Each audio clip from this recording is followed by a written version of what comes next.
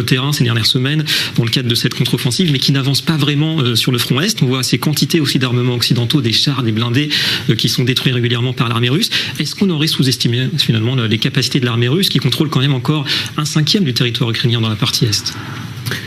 D'abord, l'armée russe avait été surestimée avant la guerre. Est-ce qu'on pensait que la Russie était une grande puissance militaire? Il s'avère que ce n'est pas le cas. C'est une armée qui souffre d'énormément de corruption, de matériel très usagé, vieux, et de manque de motivation. Je vous rappelle que Vladimir Poutine, lorsqu'il avait lancé son offensive et son agression il y a plus d'1 an, pensait qu'il allait arriver à Kiev en 3 jours. Et c'était l'estimation également des Américains et des Européens. Ça n'a pas été le cas, heureusement. Cela ne signifie pas d'un autre côté que l'armée russe était défaite. Elle ne l'est pas, elle a la capacité de tenir. Donc l'armée russe n'est pas la grande armée que l'on pensait, mais ça n'est pas non plus, elle n'a pas non plus disparu, elle ne s'est pas évaporée. Donc ce qu'il faut comprendre, c'est qu'on se dirige vers une guerre à long terme.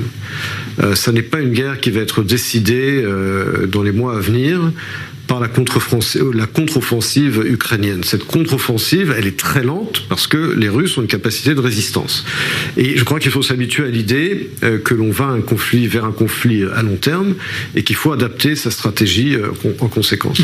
Alors justement, on sait que l'armement, c'est l'OTAN, le renseignement, les satellites, c'est l'OTAN, et on sent aussi aujourd'hui une forte d'agacement peut-être de la part des États-Unis. On l'a vu lors de la visite du président Zelensky à Washington, pour l'ensemble justement de ces échecs, en tout cas c'est comme ça que certains élus américains l'ont appelé, sur le terrain. Est-ce qu'il est sous pression aujourd'hui, Volodymyr Zelensky? Je crois que les propos du président Biden étaient très clairs. Biden a été très clair, à savoir que les États-Unis continueront de soutenir l'Ukraine, quoi que cela coûte. Et Zelensky?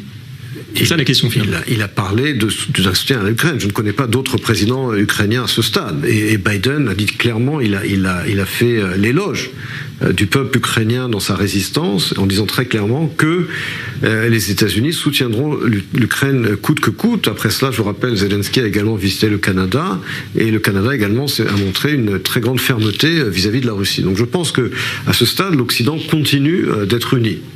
Après, c'est sûr que plus la contre-offensive traînera et plus elle prendra du temps, plus l'Occident devra s'adapter.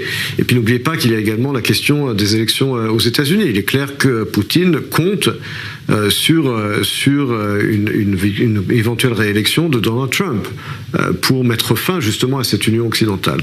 Donc il y a un point d'interrogation sur le futur leadership américain, mais je pense que tant que Joe Biden est à la Maison-Blanche, et en Europe on voit un front uni, à part évidemment Viktor Orban en Hongrie, mais à part cela, l'Occident continue d'être uni. Front uni donc pour l'Ukraine. Merci beaucoup à vous, professeur Emmanuel Navon, d'être venu ce soir sur ce plateau.